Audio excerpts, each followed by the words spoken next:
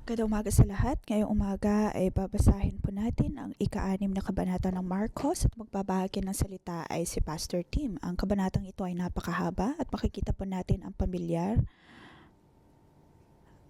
mga pamilyar na mga istorya. Makikita po natin ang iba't ibang mga kwento. Ngunit ang bawat kwento ay konektado. Ngayon ay nais po natin itong hatiin sa 5 bahagi. Verse 1 to 6 ay ang unang bahagi.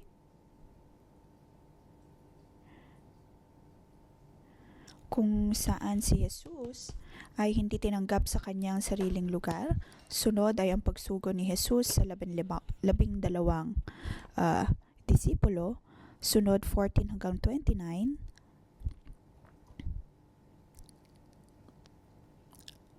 Ang piging na inihanda ni Herodes. Sa 30 hanggang 34 ay ang pagpapakain sa 5,000. Sunod sa 45 hanggang 56 ay ang paglakad ni Jesus sa ibabaw ng tubig. Sa pagbabasa po natin ito, kung tutusin ay napakadaling hatiin ng mga istoryang ito sa ganitong paraan.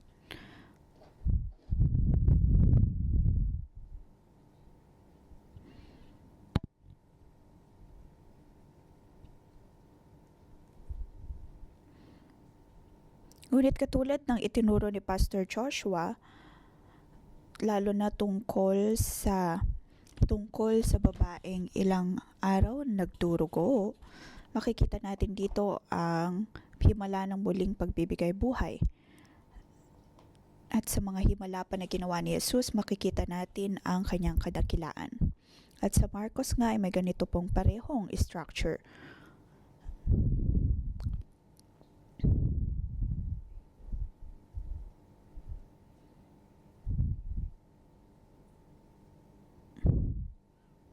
Makikita po natin ang tungkol sa kwento ni Haring Herodes.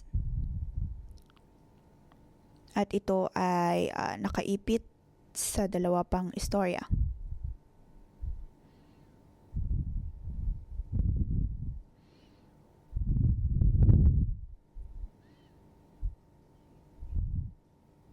(7 hanggang 14 ay ang pagtawag o kaya pagsugo ng Diyos sa kanyang mga disipulo.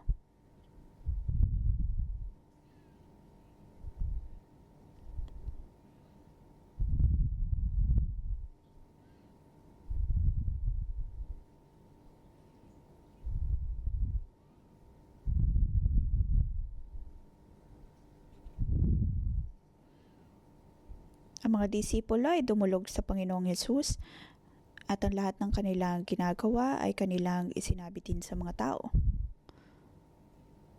Sa verse 30,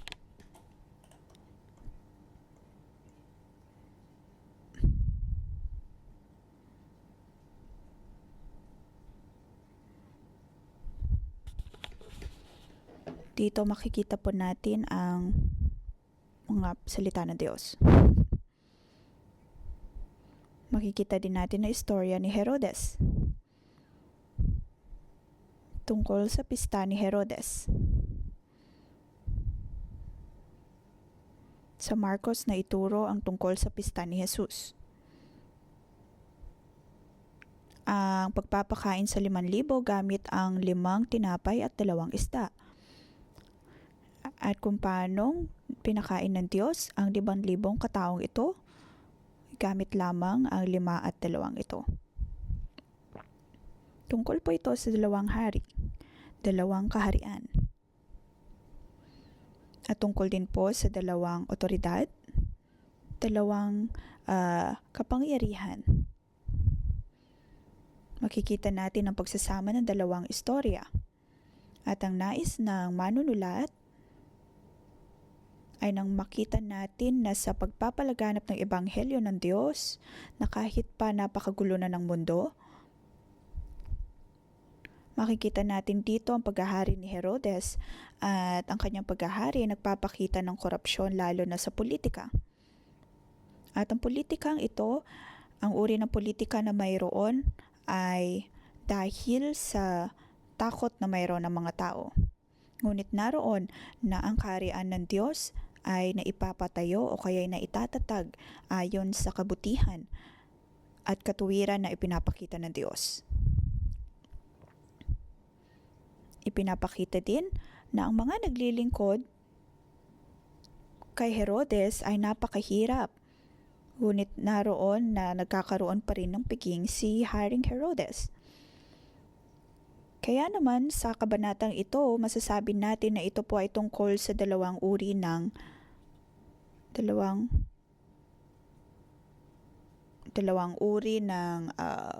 kaharian.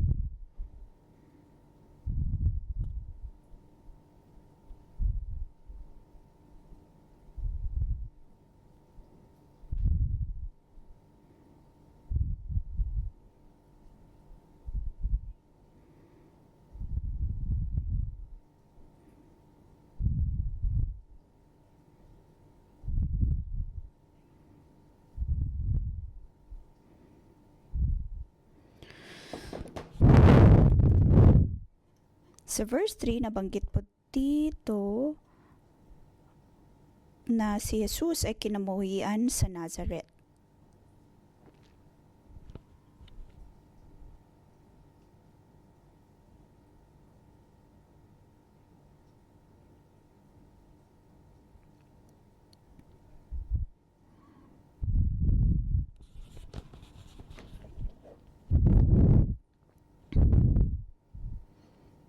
Alam po natin na noong nakaraan,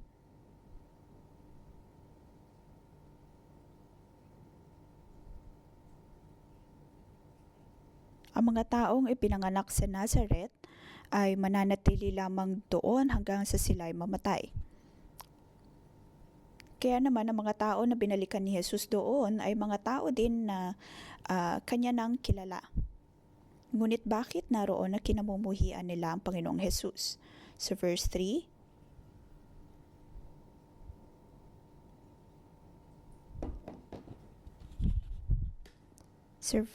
kaya naman sabi po nila doon, hindi ba siya karpintero din?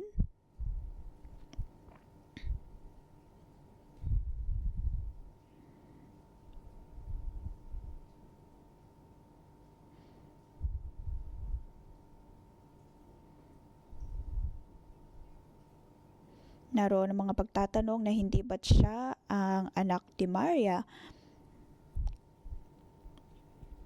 at siya ay ordinaryo lamang. Si Jesus ay ordinaryong tao lamang.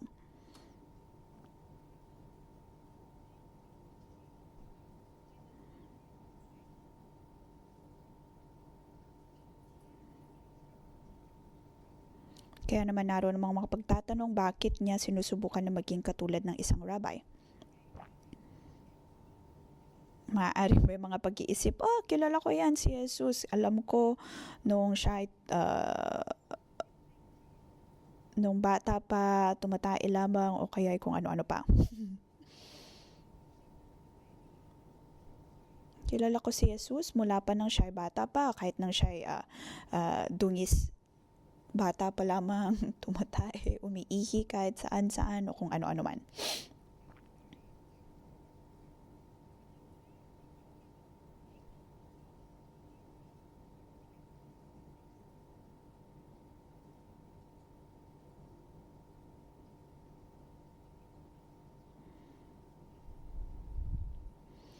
Ang mga tao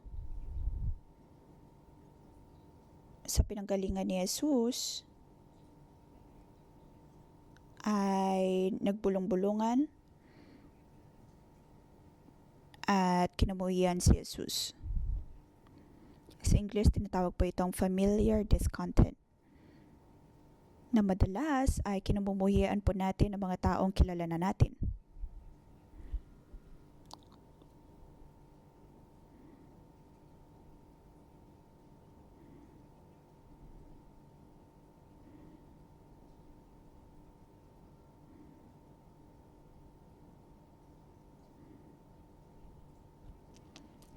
Kaya naman sa atin pong pamilya, ang maging sugo ng Diyos o kaya maging mananampalataya ng Diyos ay ang pinakamahirap na gawin. Dahil mayroon na silang pagkakakilanlan tungkol sa atin.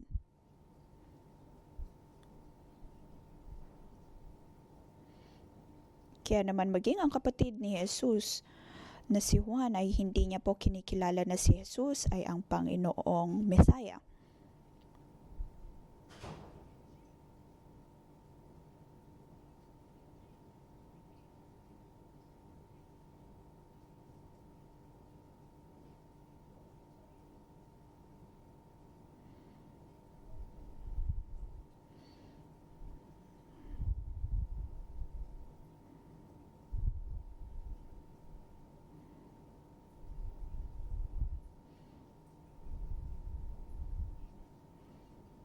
Nang nabubuhay pa lamang si Jesus ay sinubukan na niyang iproklama ang salita ng Diyos.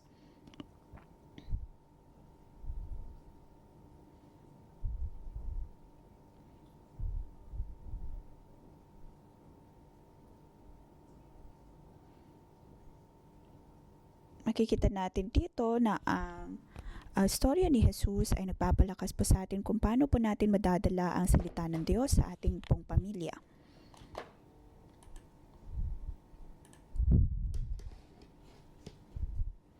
Ang pinakamahirap na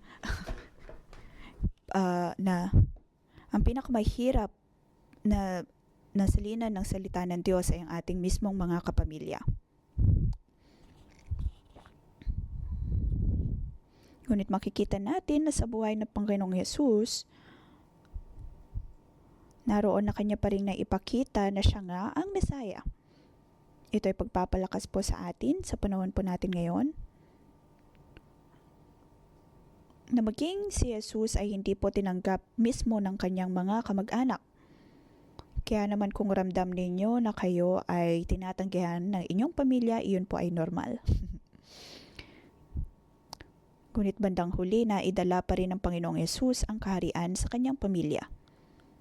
Ito ay pagpapalakas po sa atin na bawat isa po sa atin ay patotoo. Iyon po ang pinakamahalaga.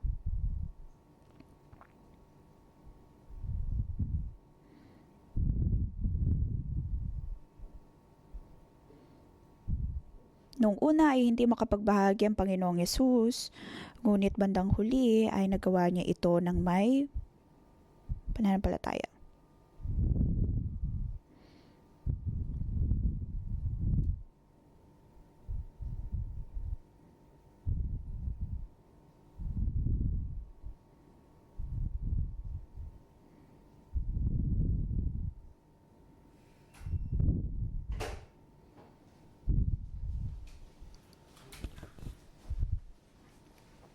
Makikita po natin ang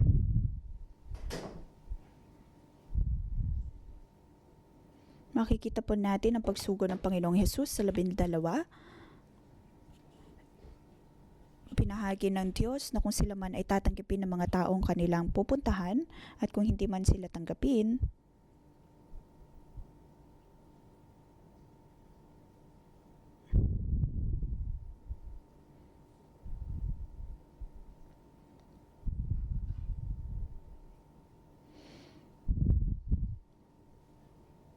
sabi sa verse 11, kung ayaw kayong tanggapin o pakinggan sa isang bayan, umalis kayo roon at ipagpag ninyo ang likabok sa inyong mga bilang babala sa mga taga roon.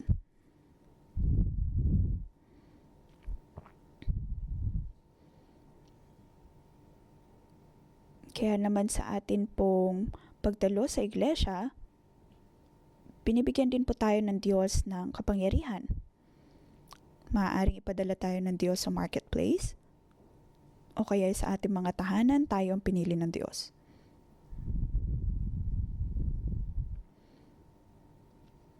Ngunit marami nagsasabi na napakahirap dalhin ang salita ng Diyos sa iba. Hindi natin kayang tulungan ang ating sarili. Paano pa kaya ang iba?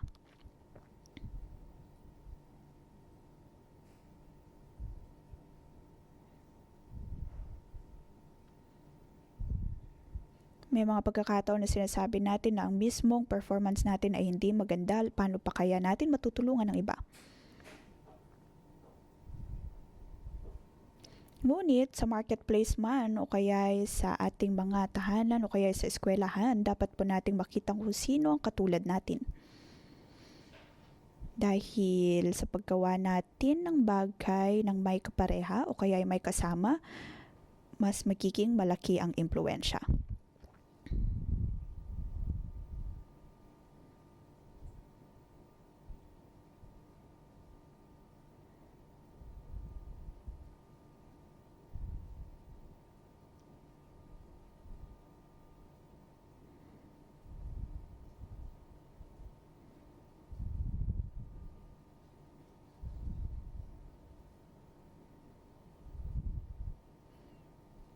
Sa pagkakaroon ng komunidad, maaari po tayong sama-samang makapaglingkod sa Diyos.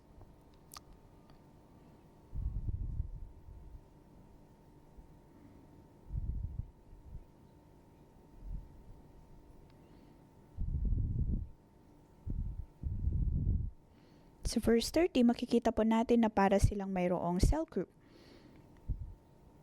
At kung ano man ang kanilang nararanasan, iyon ay kanilang ibinabahagi sa kanilang cell leader. Bilang lingkod ng Diyos, ating pagsunod sa Panginoong Hesus, tayo po ay tinutulungan ng Diyos.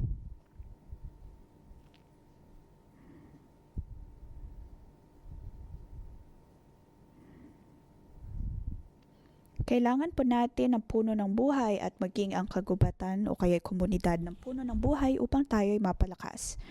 Ito ay nagpapalakas sa bawat isa pa sa atin.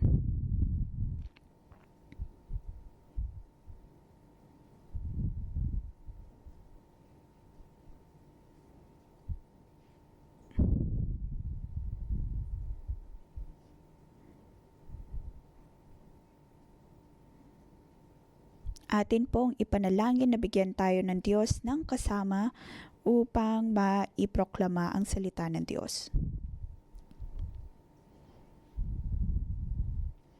At nang magkaroon ng pagbabago sa marketplace at maging sa ating paaralan. Sunod na istorya ay mula 14 hanggang 29. Ito po ay tungkol sa pagkamatay ni Juan na Tagabautismo.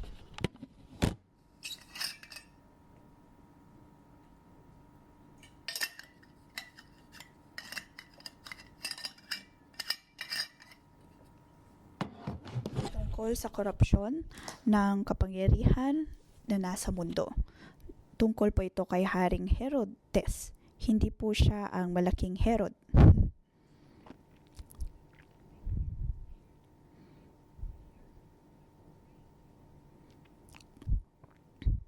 Ang malaking Herod ay ang hari Herod nang si Jesus ay naipanganak, ngunit ang Herodes na ito ay ang anak ni Herod.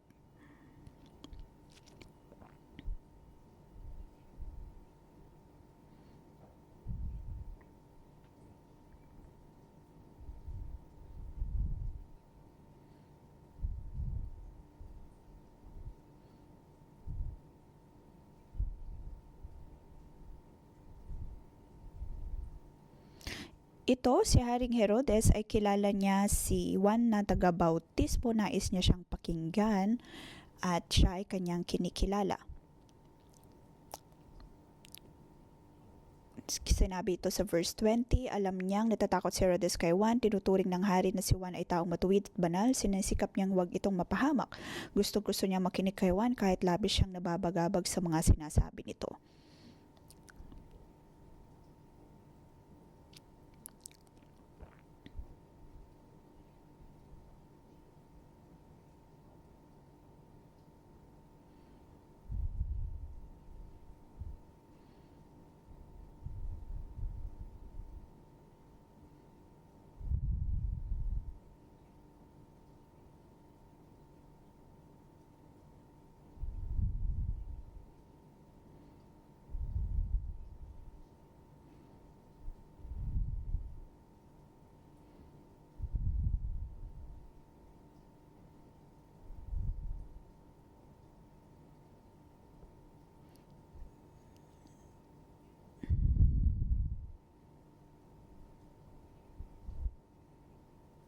Si Herodes ay mayroon pong takot sa kanyang puso.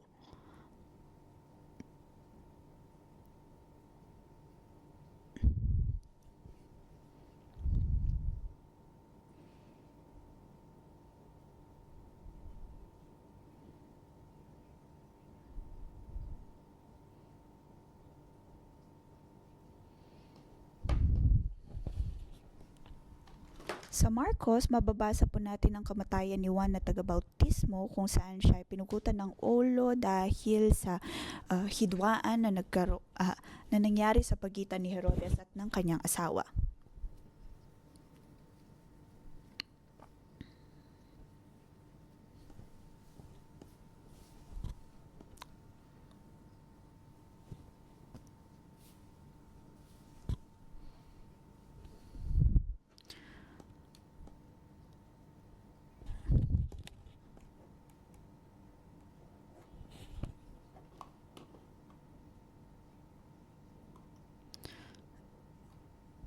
Sa verse 18 nabanggit dito kung saan sinabi ni Juan kay Herodes na labag sa batas ang pagkanyang pagsasama sa kanyang asawa dahil asawa iyon ng kanyang kapatid.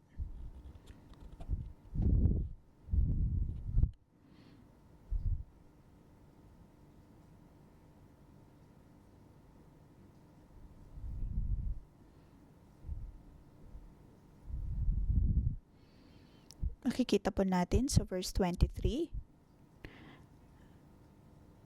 Ipinangako sa dalaga na ibibigay ang lahat, kahit pang kalahati ng kanyang kaharian kung ito ay kanyang hihilingin.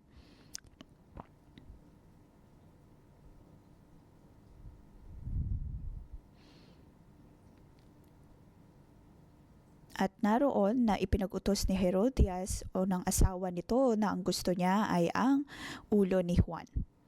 Ito ay nagdulot ng kalungkutan kay Herodes. Ngunit dahil narinig ng lahat ang kanyang sinabi,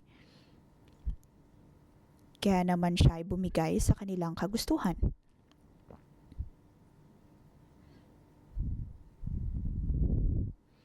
At katulad ng isang pagkain, dinala nga niya ang ulo na ito, ulo ni Juan taga-bautismo doon. At ito ay nakakalungkot na makita.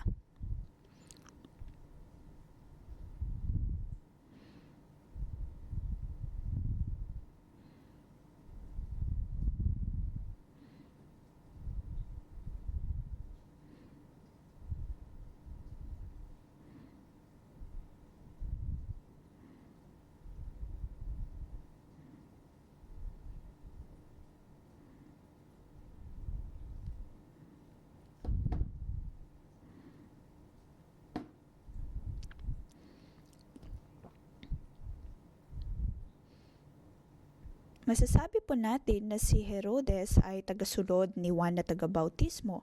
Narinig niya ang bawat salita ni Juan na taga-bautismo. Siya ay mahalin tulad po natin sa isang tagasunod ng Diyos. Ngunit dahil sa politika, siya ay hindi nakasunod ng tuluyan.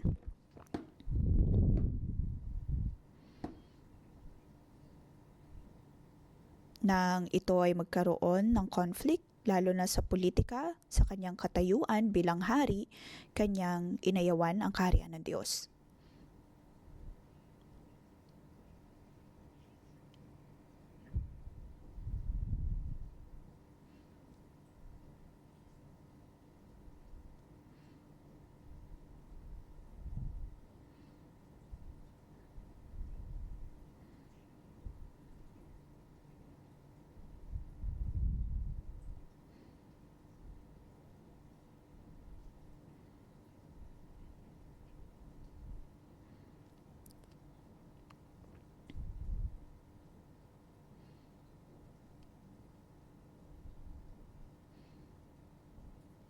Ipinapakita po nito ang isang kondisyon o kaya isang sitwasyon kung paanong namatay si Juan na taga-bautismo. Ito ay para bang foreshadowing ng kamatayan din ng Panginoong Jesus.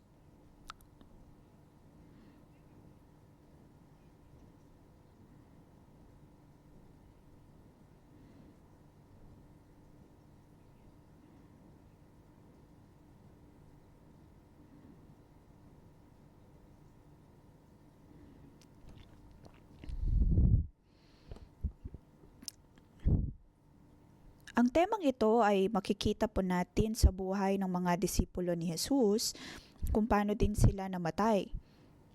At kung makikita natin ang uri ng korupsyon na kanila pong kinapapamuhabayan noong araw.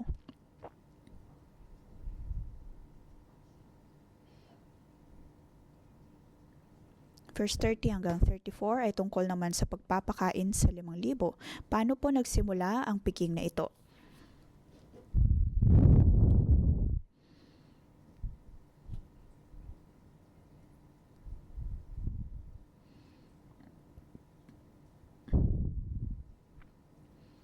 Verse 34, pagbaba ni Jesus sa bangka, nakita niyang napakaraming tao, nahabag siya sa kanila sapagkat para silang mga tupang walang pastol, kaya't sila tinuruan niya ng maraming bagay.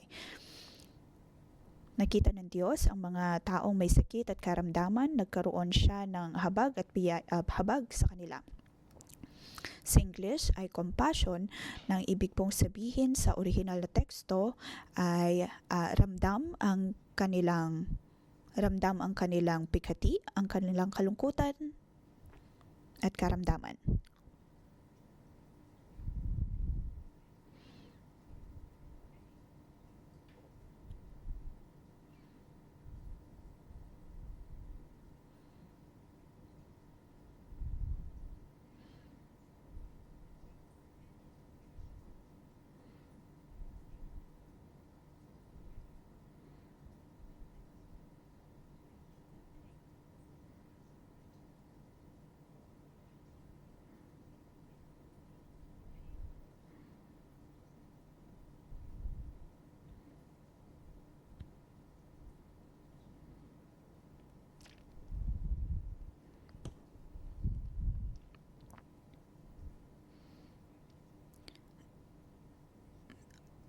Mula sa verse 37, makikita po natin ang usapan ng Panginoong Hesus at ng kanyang mga disipulo kung saan sinabi niya, bigyan niyo sila ng makakain.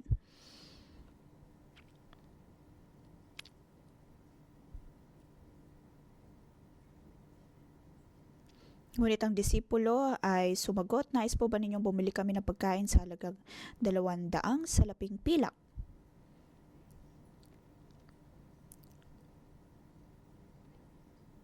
Dito para ba nilang sinasabi na napakakunti ng maibibili? Kukunti ang mabibili ng pilak na mayroon sila kumpara sa dami ng tao.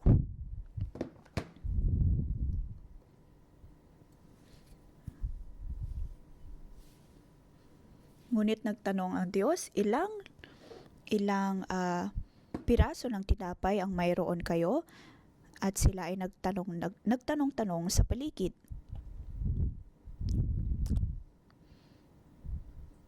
At nakakita sila ng 5 tinapay at 2 isda.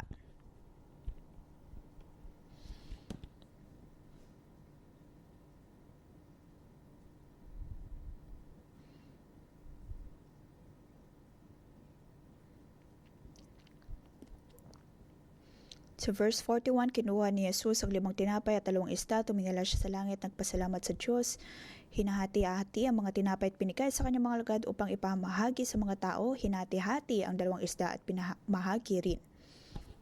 At ang lahat ay nakakain at nabusog. Makikita po natin dito ang kasaganaan sa kaharian ng Diyos.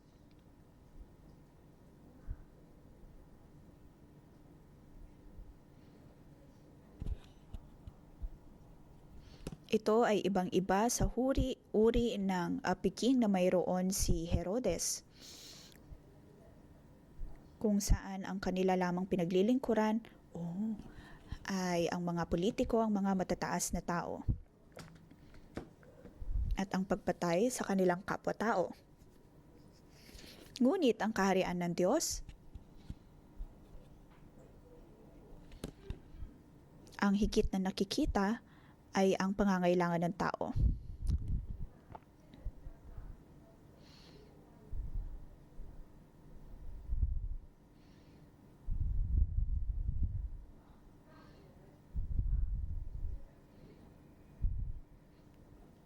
Sinasabi po dito na ang kaharian ng Diyos ay hindi ganito.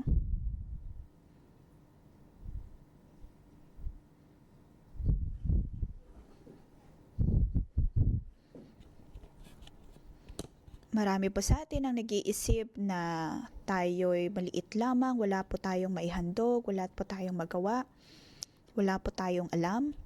Hindi natin alam magpuri, hindi natin alam magbahagi. Ang ating buhay ay ordinaryo lamang, ngunit nais ko pong palakasin ang bawat isa sa atin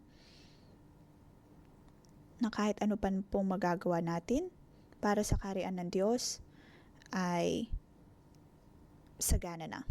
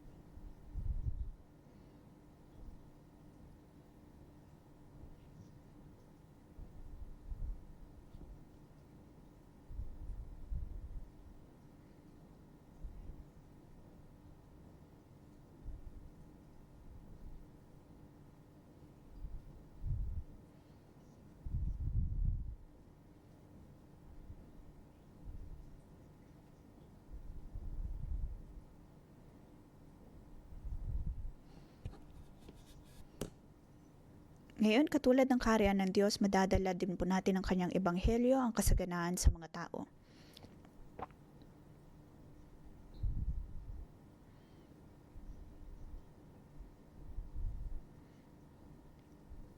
Hindi man po nabago ng mga himala ni Jesus ang uri ng mundo na kanilang kinabibilangan noon, ngunit ramdam naman ng tao ang kaharian ng Panginoon.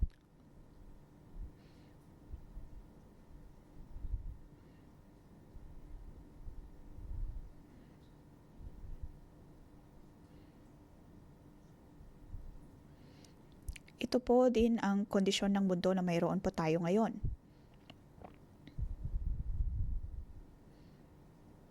Habang nakikita po natin ang pagpapalaganap ng ebanghelyo ng Diyos, nakikita din po natin ang patuloy na paglaganap ng kadiliman.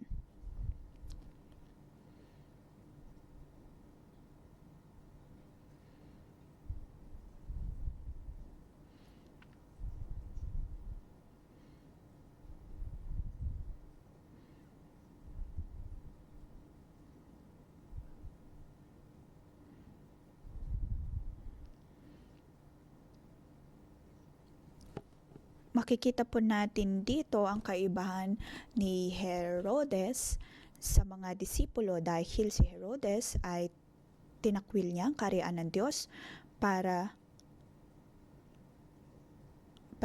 maging mabuti o kaya maging matatag, marangal sa harap ng mga politiko at ng mga ng nasa mundo.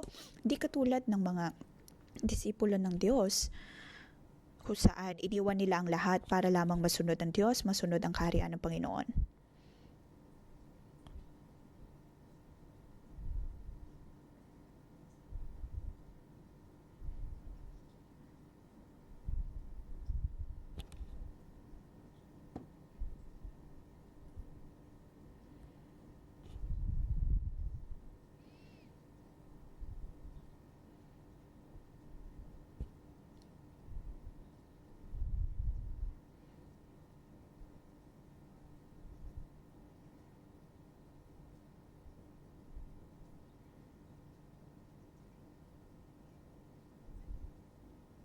Ang kaharian ng Diyos ang siyang patuloy na atin pong makikita at katulad ng mga disipulo ng Diyos, dapat po tayong maging katulad ng disipulo ni Jesus.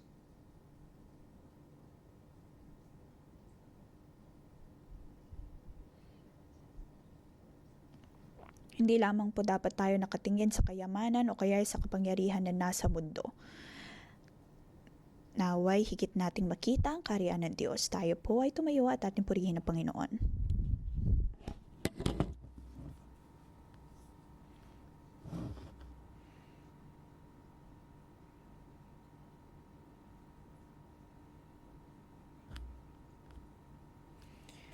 Panginoon, pinupuri ka namin at itinatanggap sa lugar na ito. Alam namin, O Diyos, na ang iyong kaharian ay narito. Panginoon, pinupuri ka namin.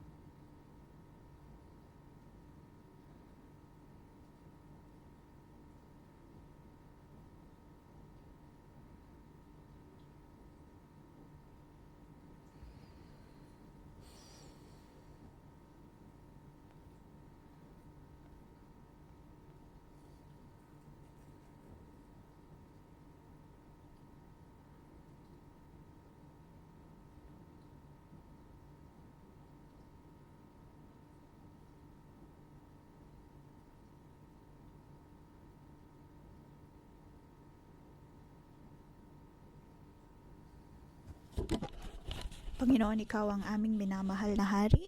Dahil sa iyo, kami ay narito, kami ay nagpapasalamat sa iyo.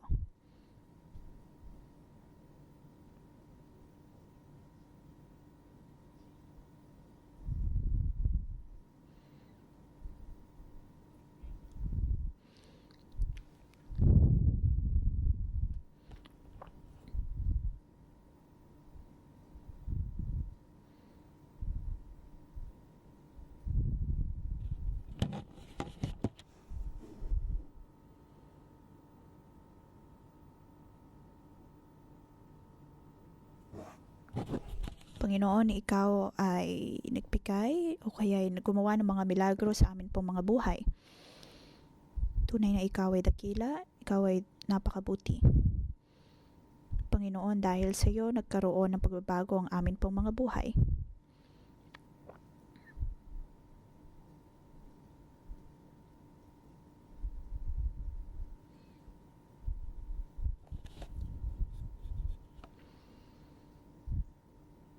Nais po nating ipalaganap ang Ebanghelyo ng Diyos. Katulad ng ibinagahagi ni Pastor Tim, nais nating ibahagi ang salita ng Diyos, ang Ebanghelyo sa ating pamilya, sa ating mga kamag-anak. Ngayon tayo po ay magbahagi.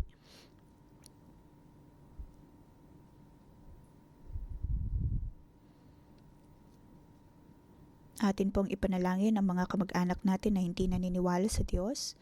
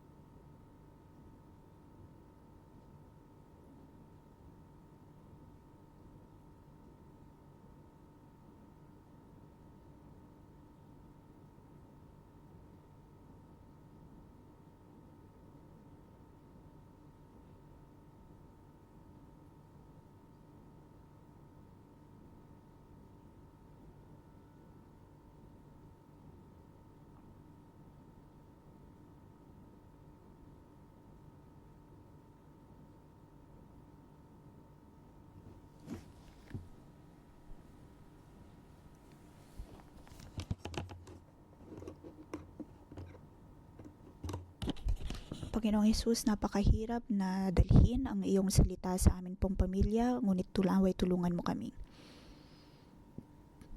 Amin din pong pinapanalangin ang aming mga kapamilya na amin pong minamahal, na para bang napakalayo nila o kaya napakalayo bago mapangyari ang kanilang pagkilala sa iyo. Ngunit Panginoon, tulungan mo kami.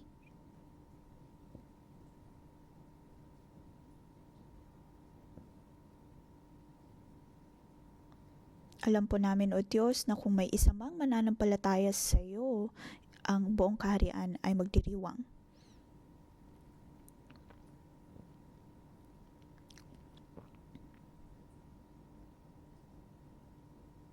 Panginoon, kahit anuman ang iyong gawin sa aming pamilya, ang lahat ay magiging posible dahil sa iyong kabutihan.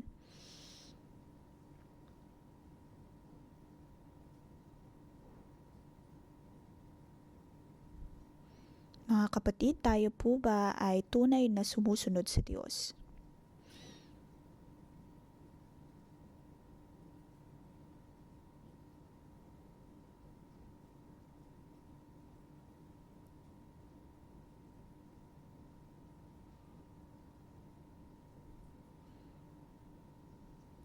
Sa tuwing tayo po ay gumagawa ng desisyon, atin po bang sinusunod ang Diyos? O ating sinusunod ang ating sariling pag-iisip? Sinusunod kung ano ang umaayon sa mundo?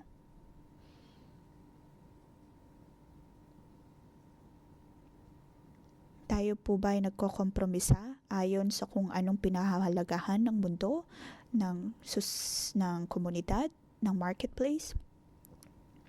Tayo po ba ay nahihirapan?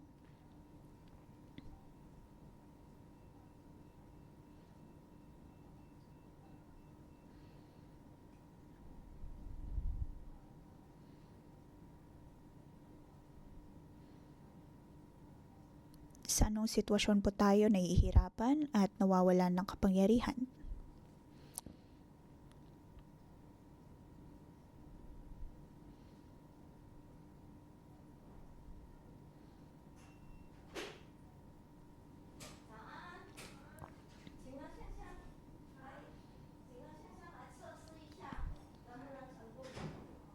Maaari sa mga taong nakapaligid sa atin, hindi po nila kinikilala ang Diyos. Ngunit paano pa tayo magiging malakas lalo na sa pagsunod sa kalooban ng Diyos?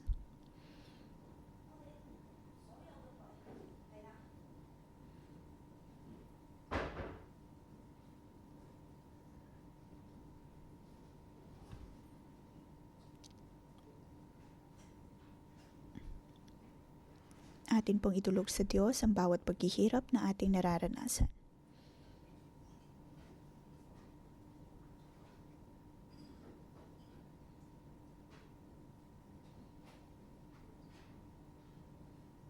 Sabihin natin sa Diyos kung gaano tayo nahihirapan.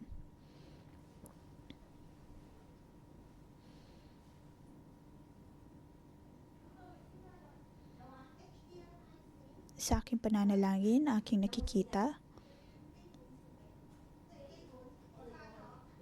na sa kanyang kalooban ay mayroong dalawang kulay. Ang isa ay maitim, ang isa naman ay transparent. At ito ang Panginoon.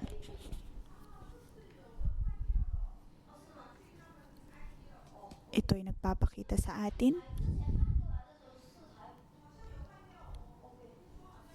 na ang kaharian ng Diyos ay nasa atin, ngunit mayroon ding kadiliman.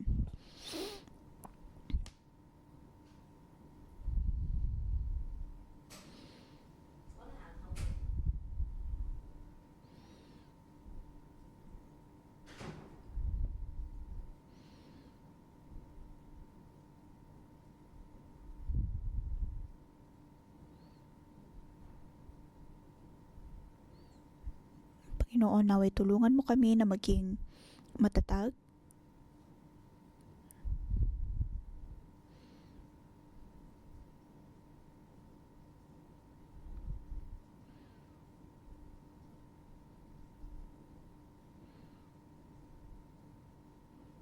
tayo po ay umasa lamang sa Diyos.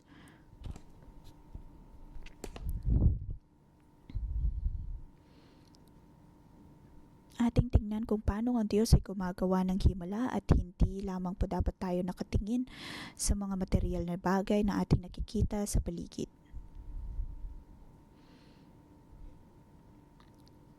Panginoon, naway tulungan mo kami.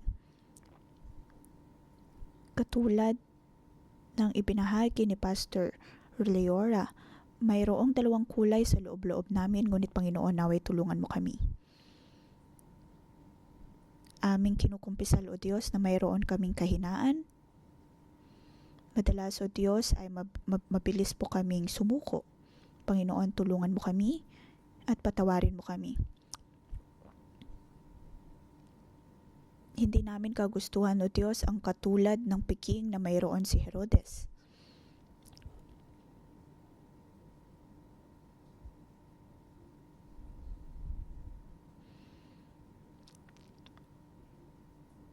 Naway isuko po natin ang katulad ng piking na ibinabahagi ni Herod.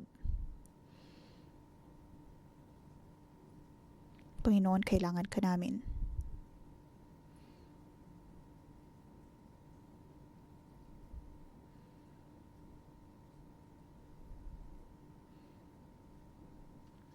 Panginoon, ito po ang aming panalangin.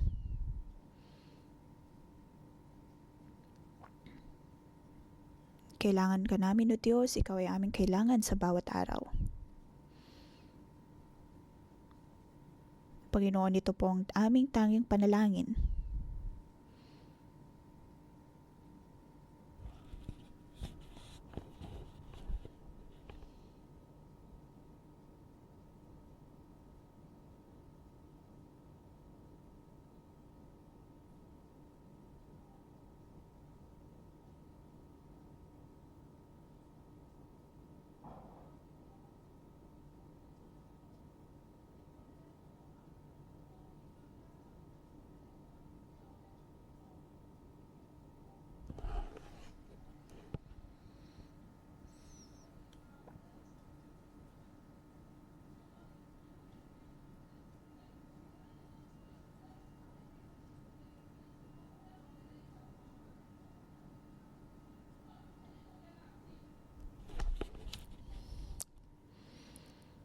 Kung kayo po ay handa na piliin ang 5 tinapay at 2 isda kumpara sa piking na katulad ni Herodes, kung kaya po nating sundin ng Diyos,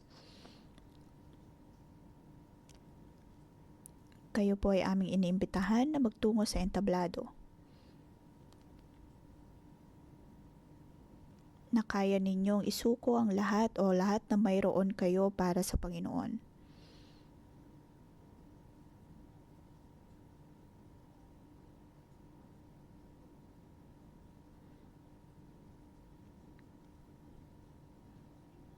Panginoon, tulungan mo kami na makita kung gaano kasagana ang buhay, kung gaano kasagana ang iyong kaharian.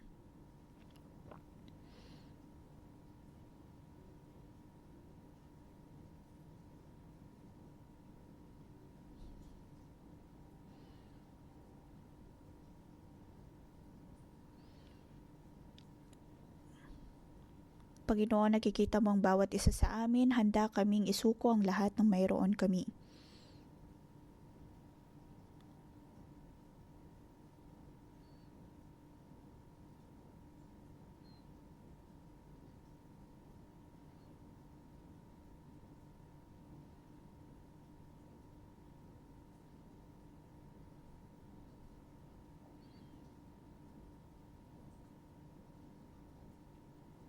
Sabihin po natin sa Diyos, Panginoon, handa kami na isuko ang lahat sa iyo. Maaring tila sa amin ay walang-wala, ngunit handa kaming isuko ang lahat sa iyo. Ibigay kahit ang 5 pirasong tinapay na mayroon kami, o kaya ay 2 isda na mayroon kami.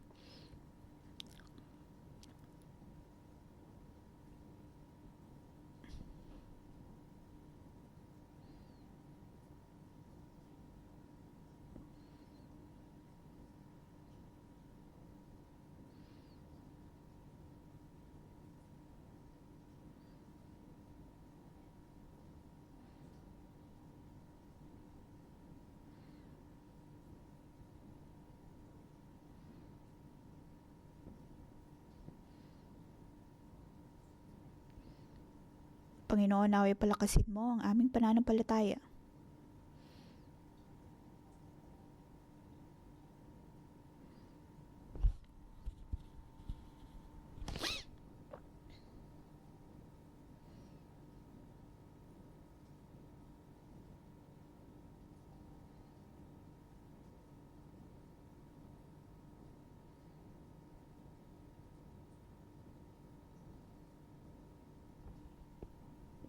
Panginoon, kung kami ay handang isuko at ihandog sa iyo ang lahat, amin pong mararanasan ang iyong kasaganaan sa aming mga buhay. Patuloy mo kaming punuin, O Diyos.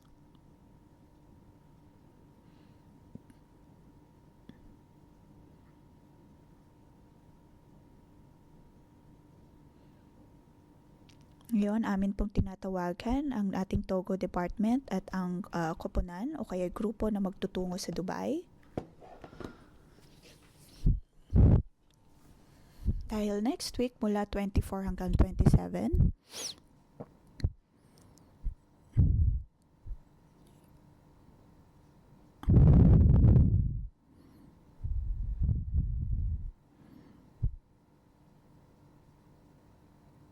ngunit atin po munang ipanalangin ang nangyari sa Taipo. Ako ay nagtungo sa Taipo at doon ko nakita na mayroon pong 5 pamilya na ang kanilang buong tahanan, ang kanilang lugar ay nasunog ng tuluyan.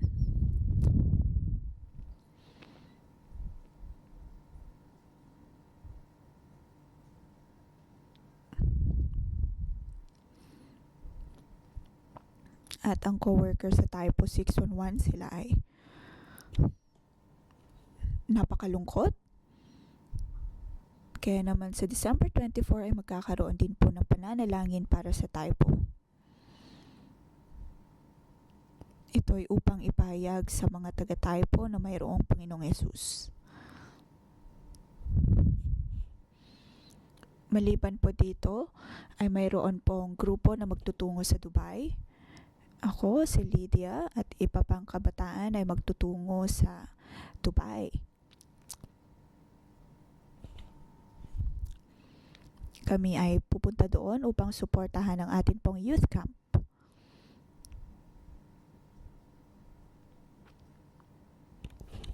Para sa mga nasa kaliwang bahagi, atin pong ipanalangin ang mga nasa magtutungo sa Taipo at sa kabilang bahagi naman ang mga magtutungo sa Dubai. Panginoon, naway pagpalain mo ang bawat isang nasa amin. Bawat isa sa amin.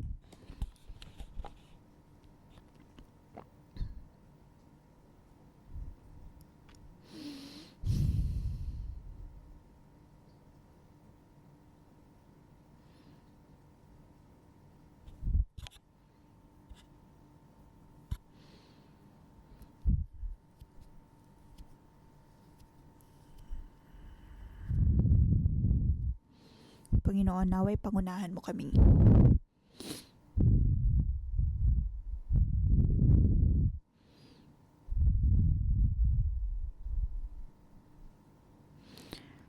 Panginoon, sa tuwing nais naming isuko ang aming sarili, kung kami man ay nasa Taipo, nasa Dubai, naway ang iyong kapangyarihan, naway ang iyong kapayapaan ang mga tumulog sa amin. Panginoon, pinupuri ka namin.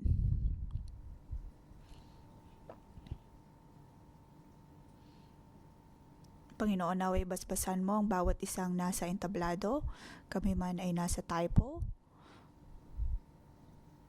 Ang kapayapaan ay darating sa Taipo o sa Dubai man. Para sa mga kabataan sa Dubai, naway protektahan mo sila, Panginoon. Protektahan ang iglesia, ang bawat pamilya na mayroon kami. Ang lahat ay iyong poprotektahan. Panginoon, protektahan mo ang bawat isa sa amin. At sa Taipo ay makakahanap kami ng tamang lugar kung saan idaraos ang pananalangin para sa Taipo. At nang madala ang kapayapaan sa lugar na iyon.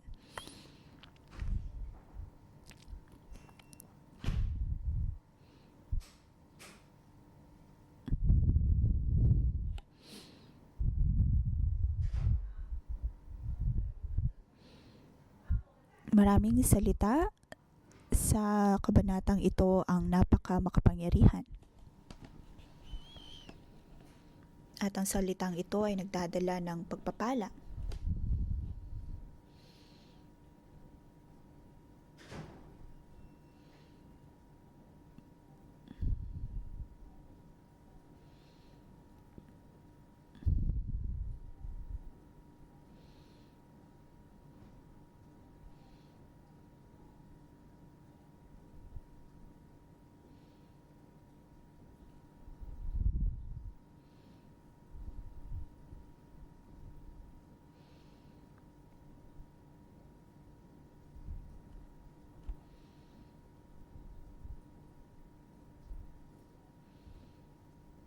Ang kaharian ng Diyos ay nasa atin. Atin pong hawakan ang ating mga puso.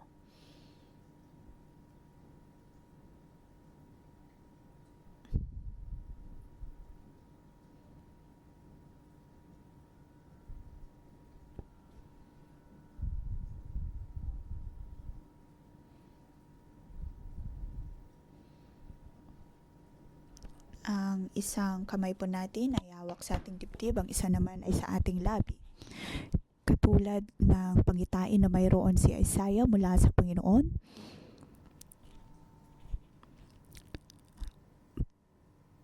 Panginoon, ang aming mga labi, ang aming mga bunganga, naway malinis ito.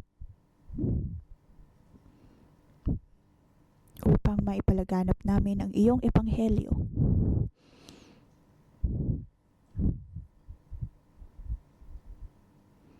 Panginoon, protektahan mo ang aming mga puso.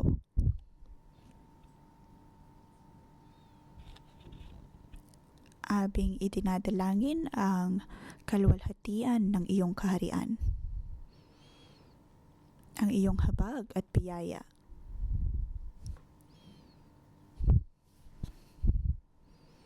Ang iyong pagpapatawad.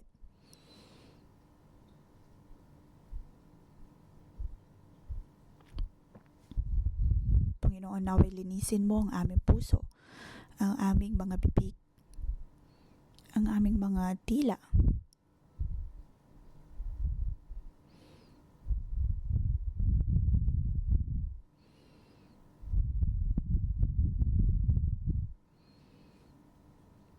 Upang hindi kami maging tulad ni Herodes na pumapatay kahit ng makatwirang mga tao. Hindi rin maging tulad ni Herodias.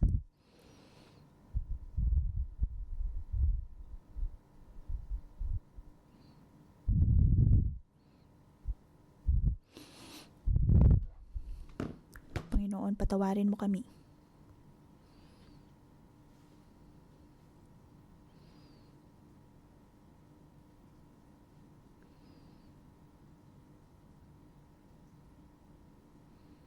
Panginoon, pagpalain mo ang aming mga dila.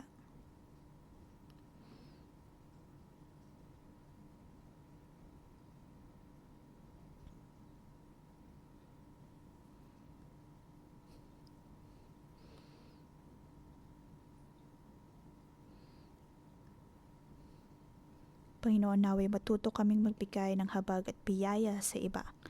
Naway ang buhay namin ay magamit sa iyong kaharian.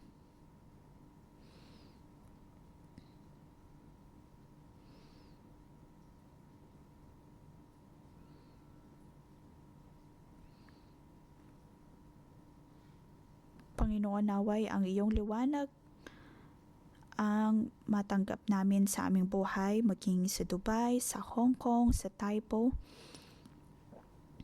Tulungan mo kami, O Diyos, na maging iyong sisidlan.